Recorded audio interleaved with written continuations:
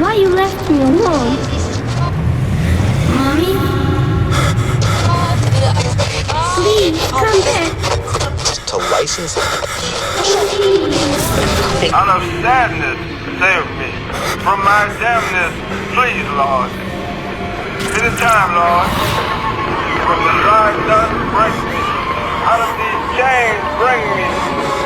From the devil's house, take me. Out of darkness, walk me. Out of blindness, lift me. Out of sadness, save me. From my damnness, please, Lord. Chains, break me.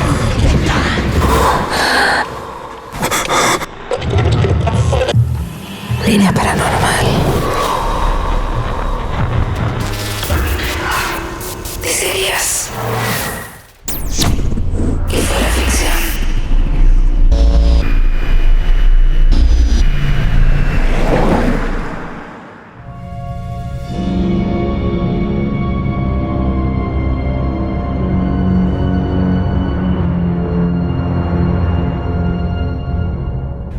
Hoy vamos a contar la historia de un lugar que inspiró a un demonio.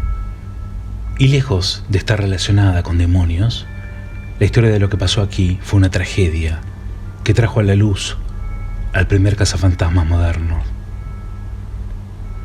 Arrancamos con un párrafo del Daily Telegraph que en 1929 publicaba un titular que decía: figuras fantasmales de cocheros decapitados, una monja, una carroza tirada por 2 caballos que aparece y desaparece misteriosamente, pisadas en habitaciones vacías.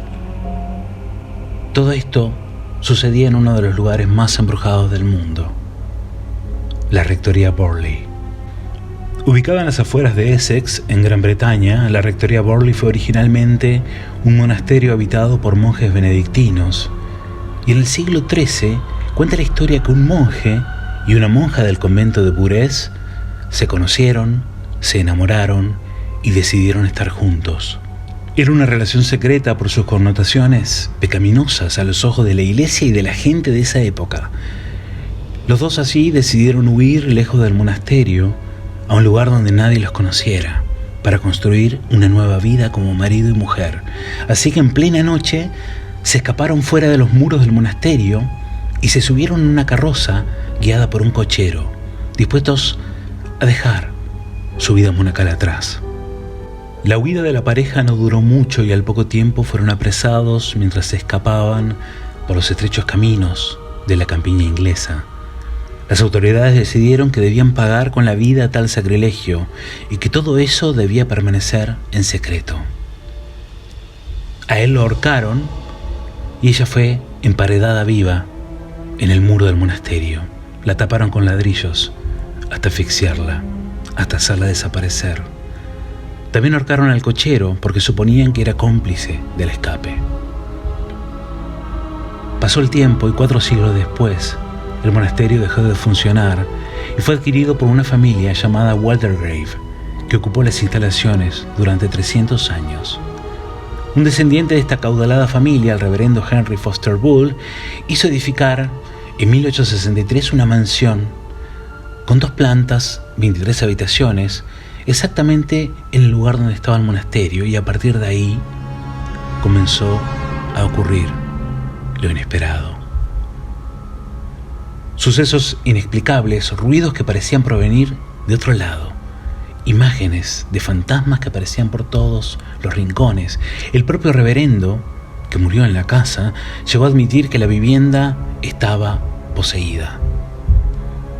Durante los 65 años en que esta familia estuvo en la rectoría, se produjeron todo tipo de hechos misteriosos. En 1929, otro párroco, Eric Smith, se instaló en la rectoría con su familia. Su mujer encontró en un armario un cráneo humano, y eso nuevamente desencadenó otro tipo de fuerza, esta vez más oscura. Extraños sucesos nuevamente, como las campanas del lugar que sonaban, timbres que se prendían, el deambular de una figura vestida de monja por el jardín, movimientos de objetos, pisadas en las escaleras y en las habitaciones.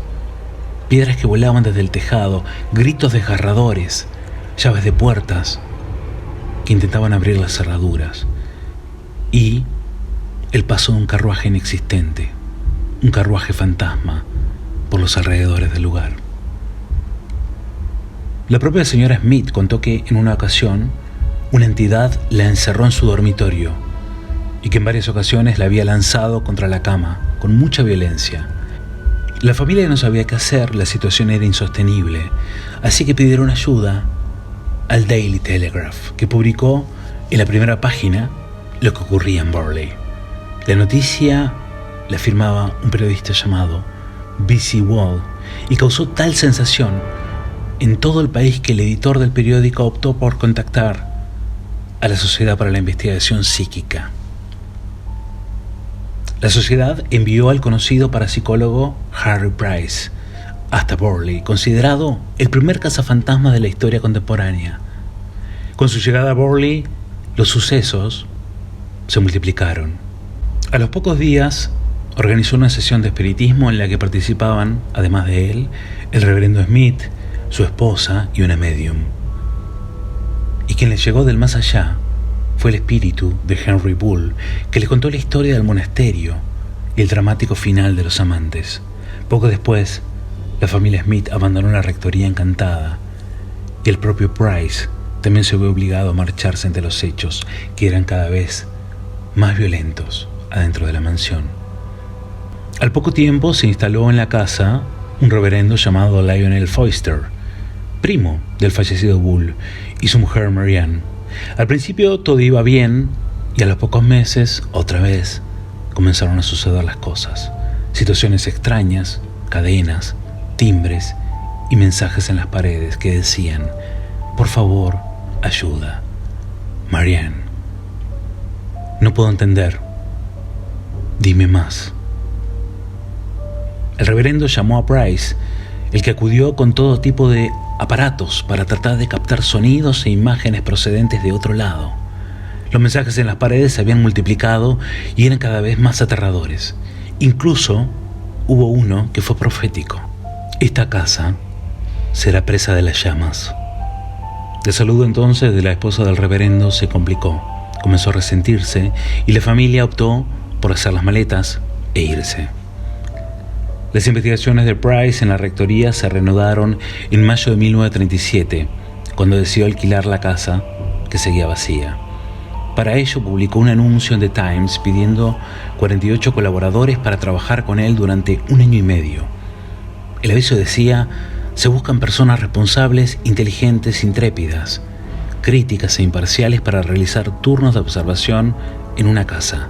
Y si no saben nada sobre investigación, mucho mejor, decía este insólito anuncio. Price aseguró que aquellas investigaciones le habían permitido demostrar que el lugar estaba encantado y que él mismo había visto el fantasma de la monja y había experimentado situaciones inexplicables. El famoso parapsicólogo y sus colaboradores vivieron en la casa durante 1 año y medio, hasta finales del 38, en lo que fueron testigos de diferentes tipos de fenómenos. La rectoría volvió a ser ocupada a comienzos del 39 por la familia del capitán W.H. Gregson, el mismo que en la tarde del 27 de febrero de ese año, mientras se encontraba leyendo en la biblioteca, vio como una lámpara de aceite caía de repente al suelo, provocando un fuego que se extendió rápidamente por el lugar y acabó arrasando el resto de la casa. La profecía en los mensajes se había cumplido. El fuego también reveló algo. Durante las posteriores horas de demolición de lo que quedaba del lugar, los obreros encontraron en las paredes restos humanos, que suponen era de la monja. También aseguraron haber sido testigos de algo y sentir cosas extrañas. Los mismos restos fueron enterrados en el jardín de la rectoría. En 1974, una pareja muy cercana a nuestros afectos, de apellido Warren, llegó al lugar con un equipo de investigadores para buscar evidencias. Uno de los reporteros que los acompañaban, muy escéptico, al entrar con una grabadora en la mano, comenzó a sentir golpes que no lo dejaban respirar. Al salir de ahí, revisó la grabación donde se escuchaba la voz de una mujer que decía una y otra vez: golpéalo, golpéalo. El periodista nunca más volvió a entrar en Burley. Lorraine pudo ver en el lugar una presencia que se acercaba y era una especie de torbellino gris con capucha que habitaba el lugar. Han pasado muchísimas décadas desde la desaparición de la rectoría, pero el lugar sigue siendo un lugar de visitas y cada año, el 28 de julio, la policía tiene que reforzar el lugar ante la avalancha de curiosos que se acerca para ver deambular al fantasma de la monja que, según la leyenda, se deja ver en esa fecha. La razón de esta fecha es porque precisamente fue ese día, pero del 1900, cuando las 4 hijas del entonces párroco vieron el fantasma de esa monja durante el atardecer, a menos de 40 metros de la casa. Trataron de hablar con el ente, pero según al acercarse, la figura desaparecía. Todos los investigadores decían que al poner un pie en la rectoría la actividad comenzaba. Una actividad que durante siglos se manifestó, donde el amor prohibido de 2 personas fue condenado a muerte para transformarse en una de las historias de fantasmas más famosas e impactantes del mundo. Y si por esas cosas de la vida están en Essex, en Inglaterra, y se acerca el 28 de julio, saben que pueden ir y ser testigos de la aparición de una mujer que sigue buscando la redención de un pecado que no cometió, en un enojo que a medida que pasa el tiempo crece más y más. Bienvenidos a Línea Paranormal. No abras los ojos. Aún tenemos más miedo para invocar.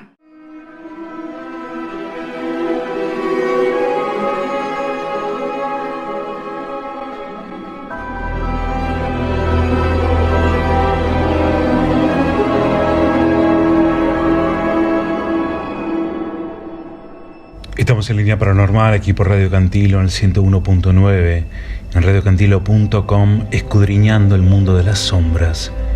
Y hoy hablamos de un lugar emblemático, la Rectoría Burley. Un monasterio que se transformó en casa y por siglos fue causa de grandes eventos relacionados con el mundo de los espíritus y de los no vivos. Y hace poco dimos justamente la receta de cómo un lugar puede estar completamente plagado de actividad y transformarse en un sitio maldito. Sin duda que Burley es otro lugar maldito, quizás por la muerte de esta pareja tan especial, quizás por algo más que estaba dando vueltas en el lugar.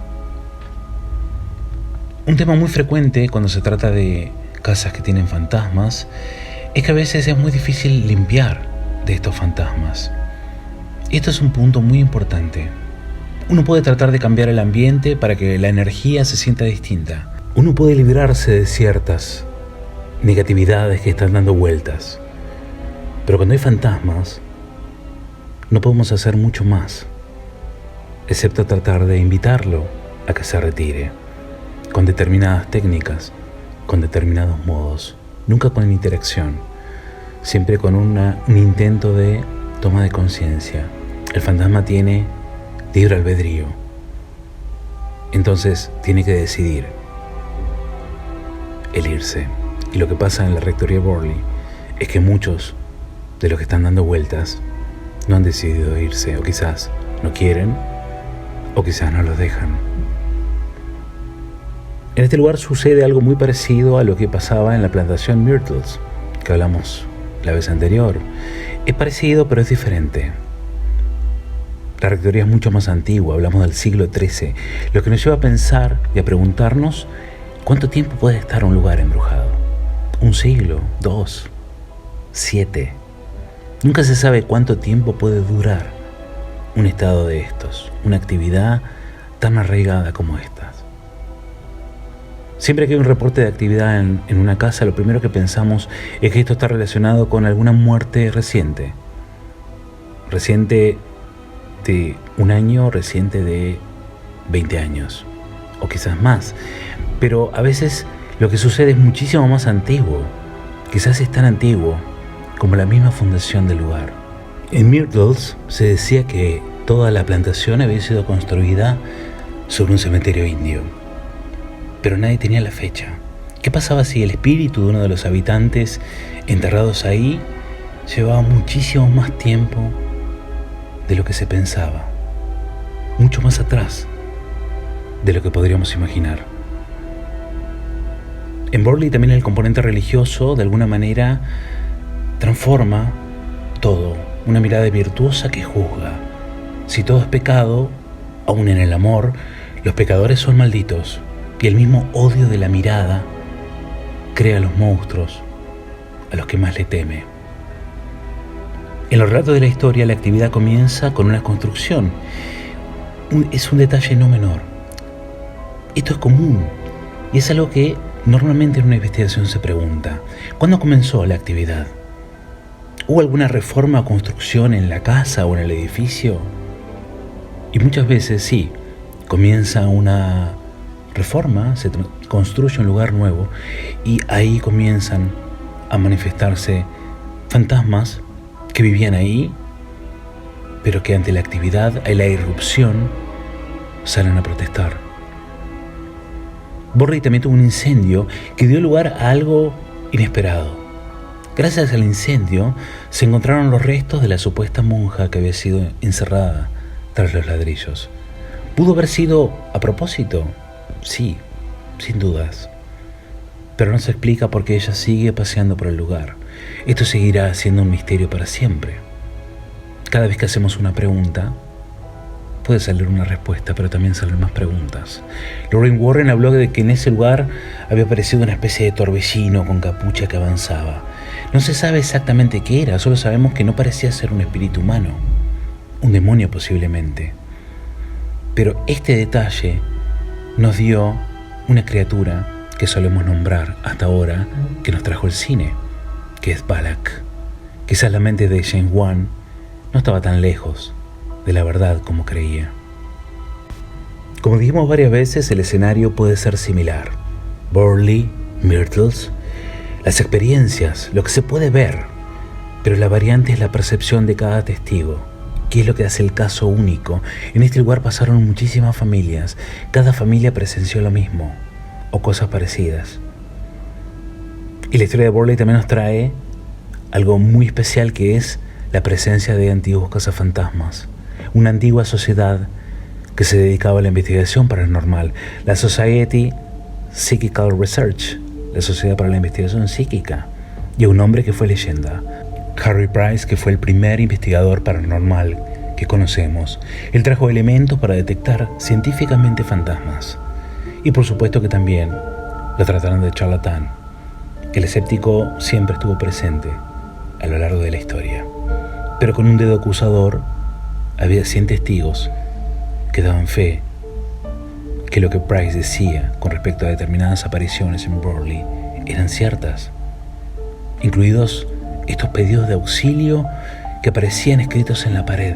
Eran reales y esto permanece registrado hasta hoy en día. El 28 de julio es la fecha en donde la monja, en teoría, vuelve a aparecer.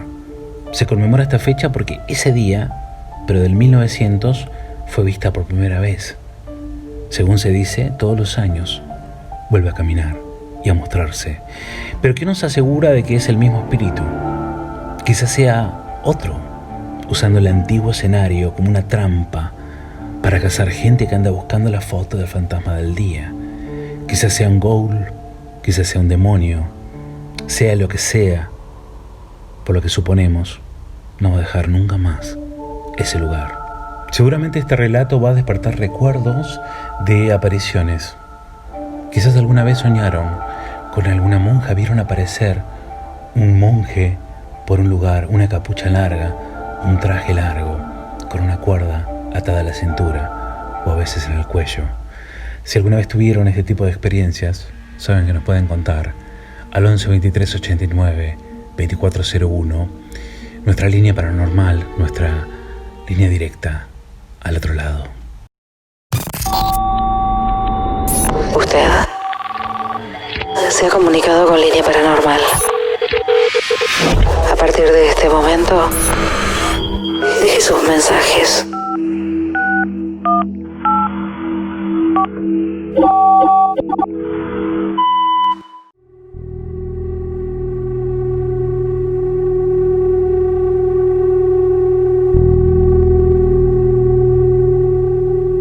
Seguimos en Línea Paranormal aquí en Radio Cantilo y llegó el momento de abrir el 11 23 89 2401, nuestra vía de comunicación con sus experiencias, con quienes buscan respuestas en un mundo que no tiene respuestas. Hoy nos toca un caso muy especial dentro de lo especiales que son todas las historias que nos mandan. Hoy vamos a escuchar a Yelén. Yelén es una amiga de la casa, es una muy talentosa tarotista y astróloga y nos compartió parte de su experiencia, de todo lo que ha vivido siempre dentro de esta percepción del mundo invisible, donde fue acompañada siempre por su madre. Y eso es algo que es muy remarcable. El don se hereda. Muchas veces alguien tiene esta percepción, pero los padres lo desconocen o a veces no quieren hablar de ello. No hay nada mejor que saberlo de quienes más cerca nuestro están, como es el caso de ella. El poder transmitir a uno que lo que estás viendo es más normal de lo que parece, aunque sea paranormal. Vamos a escucharla. Bueno, Rodri, a ver, te empiezo a contar. Yo tengo 28 años y desde que soy chica que siempre supe que había algo más. El tema es que me costó muchos años entenderlo y aceptarlo.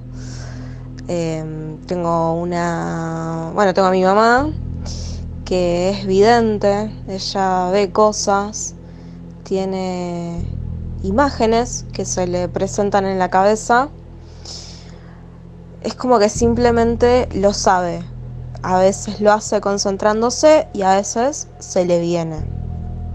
Y desde que soy chica que le pasa, mejor dicho, desde que ella es joven que le sucede, no sabemos si en la familia hay alguien más, o sea, si su mamá, su abuela, la verdad es que no sabemos. También nos pasaron muchas cosas, más que nada a ella, ¿no? Una vez, por ejemplo, le pasó, nosotros teníamos un departamento en Mar del Plata cuando yo era más chica y le sucedió que de golpe se empezó como a ver desde arriba y me explicó después, ¿no? Que se sentía como flotar y que venía y estaba al lado mío. Yo no estaba en la habitación, yo estaba en el comedor, que estaba como en la habitación de al lado, y que se paró al lado mío y me dice, ¿vos estabas viendo esto? Y yo realmente estaba viendo eso y ella no estaba parada al lado mío. Después le pasó, muchas veces sintió ahí en ese departamento que la ahorcaban, sintió que la empujaban también. Una vez fuimos a comprar unos saumerios, ¿no? A un lugar ahí cerca de la terminal y entró una mujer atrás de ella y mi mamá se empezó a descomponer mal. Y nada, el señor que estaba atendiendo le dijo que ella era como una esponja, que se tenía que asesorar, ¿no? Porque era como que la mujer que estaba atrás de ella se le había parado, pero pegada atrás, y le había, no sé, como intentado absorber un poco, ¿no? La energía. Aparte mi mamá tiene como esa cosa de la conoces y sabes que es una persona muy especial, ¿no? Tiene como, no sé, como una luz, o sea, a toda la gente que la conoce le pasa lo mismo.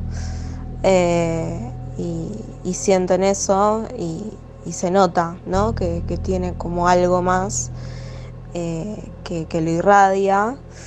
Le ha pasado, por ejemplo, ella tenía un hermano que falleció y cuando unos meses antes de que muera, era un tipo muy joven, falleció de un ataque al corazón. Y ella soñaba con un camino de árboles, soñaba, todas las noches lo mismo, y cuando estaba por llegar a un lugar se despertaba. La cuestión es que el hermano de ella fallece y lo entierran en Junín porque él vivía en Junín. Y mi mamá se da cuenta, cuando estaba camino al cementerio, que ese camino de árboles con el que soñó durante tantos meses era el camino al cementerio de Junín. Ella nunca lo había conocido, nunca lo había pisado. Hasta acá la primera parte de lo que nos mandó Ayelen, contándonos parte de lo que fue su experiencia de toda una vida con estas cosas. Cuesta mucho procesar cuando uno empieza a vivir esto. Cuesta muchísimo. Es decir, romper lo racional, abrir la cabeza y la percepción para lo que está sucediendo es difícil. Pero una vez que uno lo logra, es liberador. La madre de Aye es vidente, ella nos cuenta que es vidente. La percepción, las imágenes que vienen, es hereditario. Y seguramente alguien más en la familia tenía ese don, pero como siempre decimos, es algo de lo que normalmente no se habla. Dentro de todas las cosas interesantes que nos cuenta, nos habla de la proyección astral, ¿no? El poder ir más allá del límite físico, que lo hemos escuchado muchísimas veces. Normalmente pasa cuando alguien está durmiendo. Empezás a ver lugares, o empezás a ver tu propia casa, o empezás a verte a vos mismo desde arriba. Otra de las cosas importantes e interesantes que habla es algo que quizás a muchos les pase. La persona sensible puede percibir energías. Entras a un lugar, te sentís de determinada manera sin razón. A veces hasta te puede afectar físicamente, como te puedes marear, puedes llegar hasta vomitar. Hay maneras para protegerse, pero son caminos muy personales y hay que encontrar el método exacto para cada uno para poder protegerse de lo que nos rodea, como de esa persona que es como si fuese que está absorbiendo la fuerza que nosotros tenemos. Ahí estamos hablando de vampiros energéticos. A veces el vampiro energético entra en un lugar, empieza a funcionar sin que uno no se dé cuenta. Pero cuanto más sensible sos, más afectado te vas a ver. Pero también, cuanto más sensible sos, más protegido estás. Es simplemente encontrar el punto de protección exacto, porque el don siempre viene acompañado de protección. Después, la percepción ante las tragedias. Muchos no quieren verla, sentís que algo malo va a pasar. Y no se trata de estar paranoico, ¿no? Sino que realmente es una percepción de que algo malo va a pasar, por más que no tengas ninguna razón. O algo malo va a pasar con una persona. Esta persona no me cierra. Hay algo que no me cierra. A la larga, el don te termina dando la razón. Vamos a escuchar la segunda parte del audio de Ayelen. También cuando falleció, en ese momento, o sea, murió en el 92, no existían celulares, no había nada, y a ella le agarró como un ataque de golpe a la hora que falleció el hermano y dijo, mi hermano se murió, y se murió, y se murió, y se murió, porque lo vio entrar. También le pasó así una vez que a mí me quisieron robar en la calle, que mi hermano tuvo un accidente de auto, ella de la nada se volvía loca y le decía a mi papá, llamá a Pablo, llamá a Ayelen porque les pasó algo, ¿no? Tiene como eso. Y bueno, a mí me explicaron que es un poco hereditario, ¿no? A mí me pasa con sueños, mucho, eso. Tengo sueños que son muy... Después se cumplen, a veces tal cual, exactos, y a veces son como más bien símbolos, ¿no? Bueno, soy tarotista, entonces la realidad es que hay muchas cosas que me salen en las cartas y en las tiradas que simplemente las siento de esa manera, pero no las estoy viendo en las cartas, no sigo el libro de las cartas, ¿no? De cuál es la explicación, sino que simplemente lo siento y lo digo y es así, y no sé por qué, pero me pasa. Pasa que lo de mi mamá es más visiones, ¿no? Y más como que tiene una cuestión más física ella, y lo mío es más, bueno, siento que las cosas son de tal manera. Y va más para el lado de los sueños. También me pasa que si entro en un lugar y es como medio raro el ambiente, ¿no? Me doy cuenta al toque. Cuando una persona es medio rara también me doy cuenta al instante. A veces me pasa que me he descompuesto, bueno, soy ansiosa, tengo ataques de pánico y me ha pasado de descomponerme de cierta manera que no es un ataque de pánico en sí, pero sí de por ahí como estar en un lugar medio pesado, ¿no? Y no poder tolerarlo. Una vez me pasó en el departamento que teníamos en Mar del Plata también. Ese departamento se vendió, después mis papás quisieron venderlo, que yo calculo que tiene que ver mucho con esto, ¿no? De cosas que pasaron ahí. Desde que estaba durmiendo me desperté y tenía al lado mío una persona parada, una figura negra, pero yo no sentí miedo. O sea, me dio impresión, pero la realidad es que me di vuelta y seguí durmiendo. Y yo sé que estaba despierta. Como te digo, me ha pasado de sueños y bueno, estas visiones, ¿no? de mi mamá. Pero bueno, son cosas que me acompañaron toda la vida. O sea, de verla a ella. Al principio me costaba mucho creerle, no la tomaba en serio. Hasta que se empezaron a cumplir un montón de cosas que ella me decía, que no había manera de que la sepa con tanto detalle. Así que es medio creer o reventar. Y bueno, nada, esa es la historia muy resumida. Hay un montón de cosas, 28 años de historia, de saber cosas de mi familia, pero bueno, para contarte, y espero que sirva para el programa. Te mando un beso grande. Hace mucho tiempo me encontré en una situación que fue reiterativa. Varias veces me encontré con muy pocas personas, porque han sido muy pocas. Allí está dentro de esas pocas personas que son tarotistas y ven más allá de las cartas. La carta es como una especie de medio para la persona que va a pedir ayuda o a pedir claridad, se sienta que de alguna manera está siendo ayudada a través de algo que puede ver y sentir. Pero la percepción va más allá de las simples cartas. Es decir, hay manuales, como dice Aye, no lees las cartas de manual, sino que ya puedes sentir cosas. Y normalmente esas cosas suceden. Hay mucha gente que también hace lo mismo. Los buenos tarotistas, la gente que tiene un don muy desarrollado, puede ver más allá del objeto. Puede ser una carta, puede ser borra del café, puede ser cualquier medio, pero la percepción va más allá de esos objetos. La percepción va mucho más allá de lo que te puede llegar a decir un libro. Y ahí está la sabiduría de encontrar a alguien que realmente te pueda ayudar, como es el caso de Aye. Es maravilloso que pueda canalizar todo su don, su experiencia de una vida entera en algo que pueda llegar a ser funcional a su vida, como es la astrología o el tarot, o como nos pasa a nosotros. Nosotros una vida entera de vivir este tipo de situaciones se terminaron transformando en nuestro trabajo. Así que el aceptar esto es liberador. Cuesta muchísimo al principio, pero es realmente liberador. Por otro lado, los sueños, que también son una expresión de lo que no vemos. A veces los sueños te están avisando cosas. Es un medio, un colchón que separa la otra realidad de la nuestra.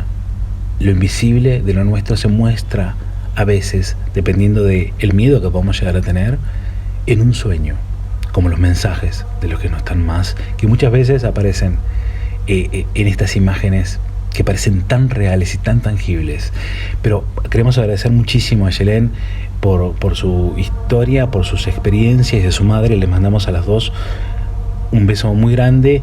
Gracias, vamos a estar hablando con ella en algún momento cuando volvamos al aire, porque siempre es buenísimo poder conocer estas historias de parte de quienes lo viven y de quienes pueden aplicarlo, de quienes encontraron la vuelta para hablar de eso y transformarlo en un trabajo, como es el caso de ella y como es el caso nuestro.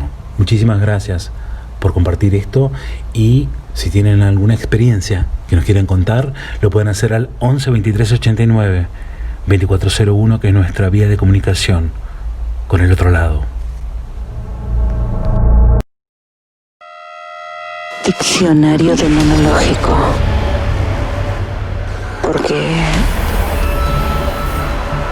aunque no creas en el diablo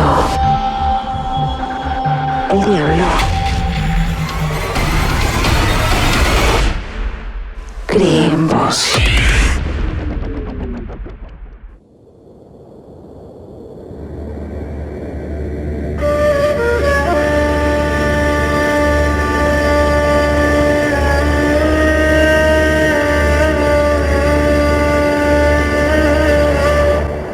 ¿Cuántas veces escucharon hablar de este ser? ¿Cuántas veces fue mencionado en series, en cine, en dibujos animados e inclusive en bandas de rock? Un ser único que es tan oscuro como sus actos. Y estamos hablando del Ghoul. El Ghoul es un demonio necrófago de la cultura preislámica. Se alimenta de cadáveres y posee la habilidad de cambiar de forma. Habita en el desierto y en los lugares desolados. Y es un ser muy temido por los que habitan esas zonas, esos lugares inhóspitos del mundo. El Ghoul puede tomar formas de animales, como una hiena o como otro habitante del desierto. Generalmente intenta desorientar a los viajeros inexpertos para traerlos a la muerte y luego de muertos, devorarlos. Puede lucir como una mujer, como un hombre, y cuando está lo suficientemente cerca, revela su verdadera cara. El único lugar de su cuerpo que no puede cambiar son sus pies, que lucen como los de un animal. Las historias del Ghoul circulaban por todo Medio Oriente, mucho antes de la expansión del Islam. De hecho, el Ghoul árabe puede provenir de Galú, el nombre de un demonio arcadio de la antigua mitología mesopotámica. Los eruditos árabes de los siglos 8, 9 y 10 recopilaron varios cuentos populares beduinos que involucraban demonios, muchos de los cuales llegaron a la colección Las Mil y Una Noches. En los textos originales de esa historia, los ghouls eran viles embaucadores y voraces comedores de carne. En algunos momentos se intentó asociar a los ghouls con hienas carroñeras o con profanadores de tumbas, pero nunca en los textos árabes los identificaron como tal. En la mitología india existía una criatura muy peluda conocida como el Pei, que buscaba batallas donde había víctimas humanas para lamer la sangre de las heridas abiertas de los muertos. Era un monstruo muy parecido al Ghoul. También aparecen otros demonios similares, como en el libro tibetano de los muertos del siglo VIII, que detalla el viaje budista a través de la muerte. Aquí, en el estado de ensueño conocido como un bardo, el alma difunta se encuentra con otros ghouls, los piyashi, seres femeninos, feroces, con cabezas bestiales y un apetito por huesos y vísceras. El Corán no menciona en absoluto al Ghoul, pero las referencias impugnadas aparecen en el Hadith, un libro de los actos y dichos atribuidos a Mahoma. En algunos relatos, el profeta los descarta como inexistentes, mientras que en otros da consejos para desterrarlos. Otros adoptaron un enfoque más equilibrado en su existencia. Afirmaron que los ghouls sí existieron en el pasado preislámico, pero que Alá ya no les permitió existir.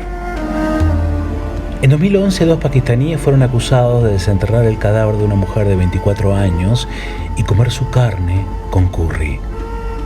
Muchos habló de esta noticia, ya que se pensó, puertas adentro, de que no se trataba de 2 locos, sino que se trataban de 2 ghouls modernos.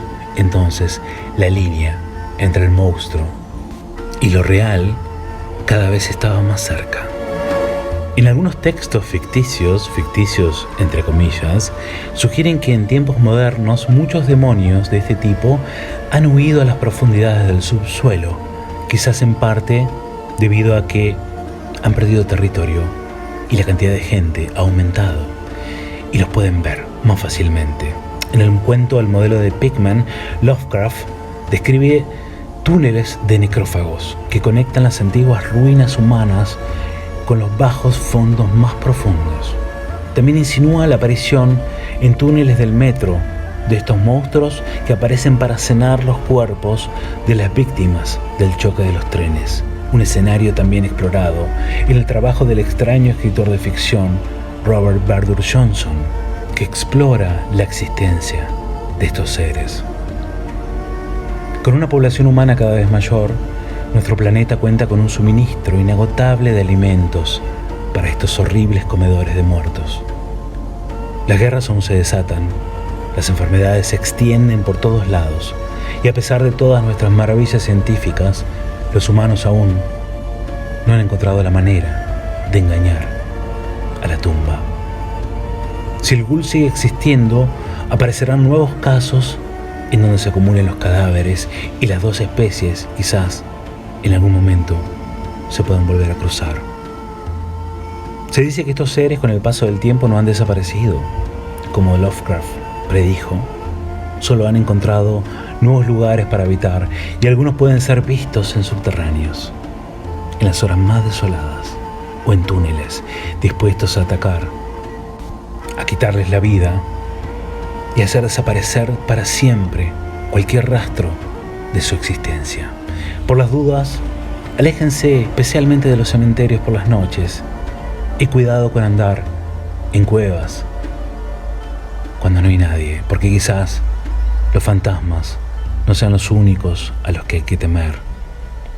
Y en cada uno de estos rincones esté escondido un ghoul dispuesto a matarte para después comerte.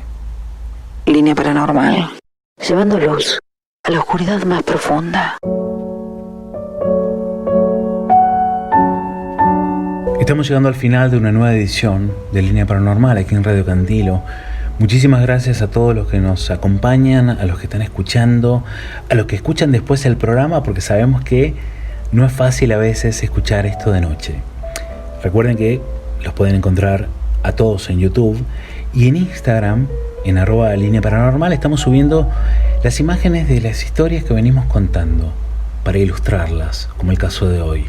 Y vamos a hacer pronto vivos y quizás tengamos algunos invitados muy importantes que se van a sorprender. Muchísimas gracias a Yelén y a su madre por una vida de historias que continúa, así que seguiremos en comunicación con ella. Quizás hagamos un live, no sabemos todavía, pero quizás salga un live en Instagram. Y todos los que nos quieran mandar sus historias lo saben. 11 23 89 2401. A veces cuando llegan muchísimos mensajes tardamos un poco en responder, pero siempre los respondemos. Así que gracias por compartir todo esto, que sé que no es fácil. Gracias a Juan, que estuvo en la edición haciendo magia, haciéndonos sonar bien. Una cosita que quería comentarles: tengan cuidado con muchas de las publicaciones que aparecen en Twitter, con algunas supuestas casas embrujadas, fotos embrujadas. El 90% son falsas. Nosotros las filtramos. A veces hablamos de algunas cosas que nos llaman la atención, pero antes de eso tratamos de ver realmente si eso es real o no. Una foto la pasamos por filtros, y ni hablar de nuestro filtro, de nuestra percepción. De tantos años trabajando con esto ya te das cuenta cuando algo es real o no. Y hay mucha información que está ahí, ya sea por ganar seguidores o por contar algo que atraiga. Lo paranormal siempre atrae. Todos tenemos una historia de terror para contar, por eso que estamos nosotros acá. Pero tengan cuidado porque hay mucha información falsa. Gracias por todos los que nos mandan determinadas cosas, porque podemos decir si es por ahí o no. Pero si hay algo paranormal que está siendo viral, normalmente si es real vamos a hablar de ello. No tenemos ningún problema en compartir una historia que nos parece realmente que vale la pena. Así que muchísimas gracias a todos los que nos están compartiendo sus imágenes, los que encuentran por ahí, y nos estamos escuchando la semana que viene en una nueva edición, en esto que es una puerta abierta al otro lado.